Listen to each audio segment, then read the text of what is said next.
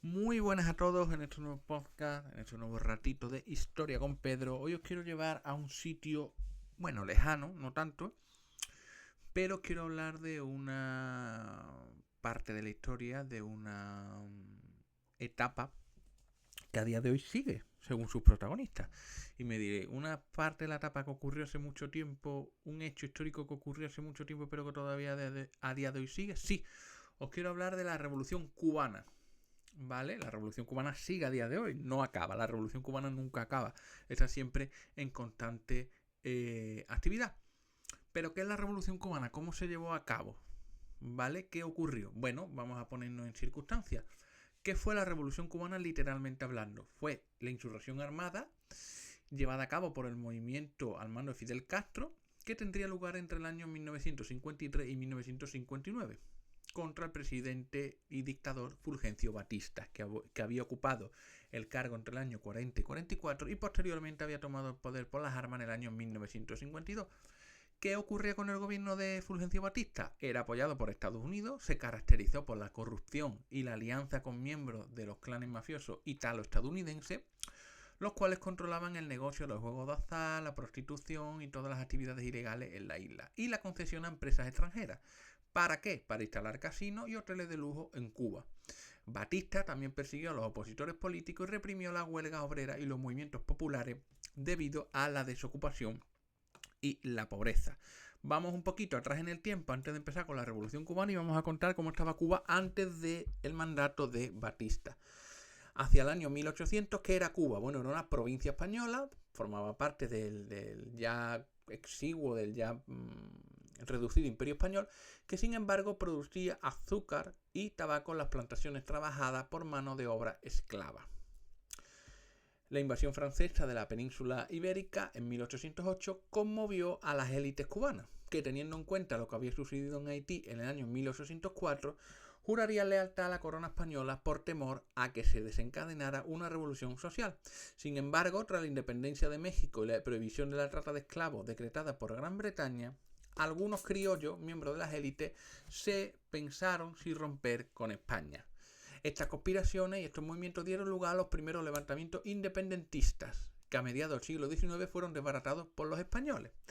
Finalmente, tras diversos intentos frustrados y diversas oportunidades, pues tenemos que tener en cuenta que llegamos al año 1868, otro intento frustrado de levantarse, y por parte de los cubanos, y a la guerra de independencia que empezó en 1895 y se prolongó hasta 1898, cuando la intervención armada de los Estados Unidos trajo como consecuencia una contundente derrota española. Los estadounidenses, no obstante, mantuvieron una fuerza de ocupación hasta el año 1902, cuando se proclamó la independencia de Cuba y se convocó una asamblea constituyente. ¿Qué hizo dicha asamblea?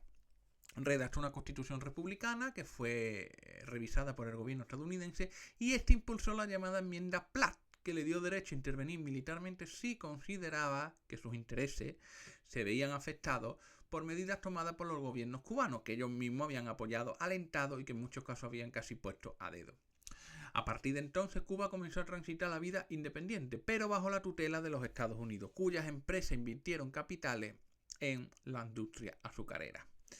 Llegamos a la Gran Depresión, lo que provoca bajada de los precios internacionales del azúcar y genera una fuerte crisis económica.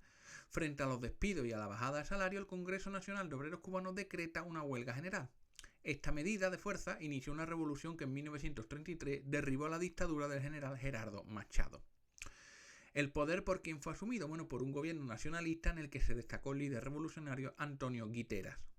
Como ministro de Gobernación, derogó la enmienda Platt, suspendió el pago de la deuda externa y estableció la jornada laboral de 8 horas. Alarmado por esta medida, el gobierno estadounidense impulsó una sublevación militar que fue liderada por el futuro presidente Fulgencio Batista. Guiteras defendió su gobierno con las armas, pero murió en combate y los sublevados tomaron el poder. Así llegó al fin la revolución de 1933, antecedente directo de la revolución cubana. Vamos a saltarnos aquí un poco esto para llegar al movimiento Fidel Castro, porque lo de Fulgencio Batista ya lo hemos hablado. Represión, violencia, sangre, todo ello apoyado por Estados Unidos, mientras unos pocos privilegiados monopolizaban los recursos productivos de Cuba, sobre todo las plantaciones de tabaco y azúcar, de la cual Fulgencio Batista se llevaba una parte. Bien, ¿Qué tenemos que tener en cuenta ahora? Los principales protagonistas de la Revolución Cubana. Podemos citar algunos, hubo muchos, pero algunos. Fidel Castro, abogado, dirigente político y revolucionario de origen gallego, español, y que ejercería tras la victoria revolucionaria el poder absoluto durante casi o más de medio siglo en Cuba, primero como primer ministro y luego como presidente. Luego tenemos a su hermano Raúl Castro, que fue el que lo sucedió, Juan Almeida Bosque, político militar, compositor y revolucionario comunista cubano, que fue participó en las acciones armadas, viajó con Fidel Castro, diputado de la Asamblea Nacional, en fin, fue un hombre importante. Ernesto Guevara, el Che, de origen argentino, médico, escritor y dirigente político, participó en la organización del nuevo régimen, fue ministro de Economía, participó en acciones guerrilleras y finalmente sería capturado y ejecutado en Bolivia por miembros del ejército local. Luego tenemos también a Camilo Cienfuegos, uno de los revolucionarios cubanos más importantes, uno de los principales organizadores del ejército rebelde, integraría la plana mayor de comandantes, la lucha contra la dictadura de Batista, y era conocido como el héroe de Yaguajay o el comandante del pueblo. Fallecería en un accidente de aviación el 28 de octubre de 1959. ¿Vale? Esos son algunos de los protagonistas. ¿Cuál es el desarrollo de la revolución? Bueno, se inició el 26 de julio de 1953, cuando un grupo de 135 insurgentes quisieron tomar una instalación del ejército cubano, el llamado cuartel el cuartel Moncada, ubicado en la ciudad de Santiago de Cuba. Entre estos insurgentes se encontraban los hermanos Fidel y Raúl Castro, que después de tomado prisionero y juzgado, recibiría una condena a 10 años de prisión por participar en el alzamiento. No obstante, en el año 55, Batista firmó una ley de amnistía que dejó en libertad a los hermanos Castro, los cuales se exiliaron en México y fundaron el Movimiento Popular 26 de Julio, comenzando a organizar un grupo guerrillero para invadir Cuba. Allí fue donde conocieron al Che Guevara, por cierto. El 25 de noviembre de 1956, un grupo de 82 rebeldes del grupo 26 de julio, dirigido por Fidel Castro, partieron del puerto mexicano de Tuxpan a bordo de un yate llamado Granma. Después de una semana desembarcarían en la costa oriental de Cuba, donde fueron emboscados por el ejército de Batista. La mayor parte del grupo murió en el combate o fueron tomados prisioneros, pero una pequeña sección de estos guerrilleros se dispersó y se reencontró la Sierra Maestra.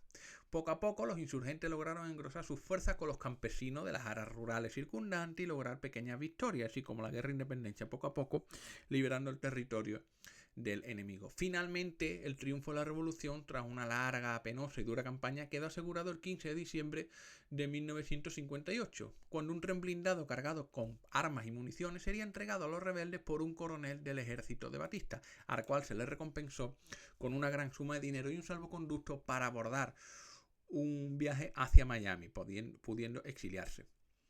El 30 de diciembre del año 58, una columna liderada por el Che Guevara tomó parte en la toma de la ciudad de Santa Clara y se hizo con una gran cantidad de armas. La noche del 31 de diciembre, en medio de los festejos por la llegada del Año Nuevo, Batista renunció a su cargo y huyó a República Dominicana. De allí pasaría a Portugal y, curiosamente, acabaría en España, donde moriría en el año 1973. Al día siguiente, ese 1 de enero, Fidel Castro lanzó una proclama convocando una huelga general y desconociendo el gobierno provisional que había organizado Batista antes de huir. Aquí el poder lo tenemos nosotros y lo que haya dejado Batista nos da igual. Al mismo tiempo ordenaría al Che Guevara y a Camilo Cienfuegos que avanzaran sobre La Habana. Sus tropas llegaron a la capital el día 2 de enero de 1959, el mismo día que Fidel Castro y su columna entraban en la ciudad de Santiago. Desde allí, Fidel Castro nombró a Manuel Urrutia Lleó como presidente provisional de Cuba. Después de Venezuela, el 7 de enero, el gobierno de los Estados Unidos reconoció a este gobierno revolucionario.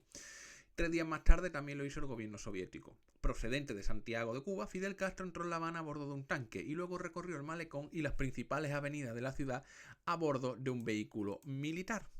Más tarde hablaría una multitud que se había reunido para aclamarlo. Contra todos los pronósticos, la llamada Revolución de los Barbudos había triunfado. ¿Cuáles fueron las consecuencias de esta revolución? Bueno, pues los insurgentes instauraron un gobierno revolucionario encabezado por Fidel Castro. Entre sus primeras medidas, una reforma agraria, la nacionalización de tierras y empresas, lo cual provocó la oposición de los Estados Unidos. Debido a esta hostilidad, el gobierno de Castro se declaró socialista y se alineó con la Unión Soviética. Recuerde la crisis de los misiles, los llamados 13 días, en fin. momentos tensos. De esta manera, la Revolución Cubana se inscribió dentro de la llamada Guerra Fría, que enfrentaba a los Estados Unidos y a la Unión Soviética no entre sí, sino en terceros territorios por el liderazgo mundial. Debido a la alineación cubana con la Unión Soviética, el gobierno de los Estados Unidos reforzó el embargo comercial, económico y financiero, conocido como bloqueo de Cuba, que había decretado en el año 60. El objetivo de esta medida era impedir que Cuba pudiera comprar o vender productos y recibir inversiones extranjeras. Otra causa, se constituyó un régimen de gobierno que logró brindar salud y educación de calidad a toda la población, pero que se sostuvo con una democracia muy limitada, caracterizada por la proscripción de partidos políticos, censura, persecución y represión de los opositores, tal y como había hecho Fulgencio Batista años antes. Y finalmente, y una de las más importantes, por lo menos para mí, es que la decisión del gobierno de los Estados Unidos de impedir que estallaran en América Latina revoluciones similares a la cubana llevó al desarrollo de la llamada Doctrina de Seguridad Nacional. Esta doctrina fue enseñada a los militares latinoamericanos en las academias militares estadounidenses y que señalaba, pues la importancia de combatir a los enemigos internos para impedir que el comunismo internacional se infiltrara en el tejido social de los diversos países: Argentina, Bolivia, Perú, Chile, México. De esta manera se legitimó la toma del poder por parte del ejército y las sucesivas dictaduras que se instalaron en América Latina en la década de 1960 y 1970, como por ejemplo la del general Augusto Pinochet en Chile, por supuesto, bajo el patrocinio y el conocimiento de Estados Unidos. Cuando Estados Unidos no le hizo más falta a Chile, pues dijo que hasta aquí habíamos llegado. Pero bueno, esa es otra historia. Espero que os haya gustado. Lo dicho, comentarios, sugerencias, críticas en el cajetín de comentarios. Y recuerden, viajen, aprendan, cuídense, culturícense y sobre todo llenen los años de vida, que es el regalo más importante, la vida que nos ha dado este mundo. Nos escuchamos en la próxima entrega de Historias con Pedro.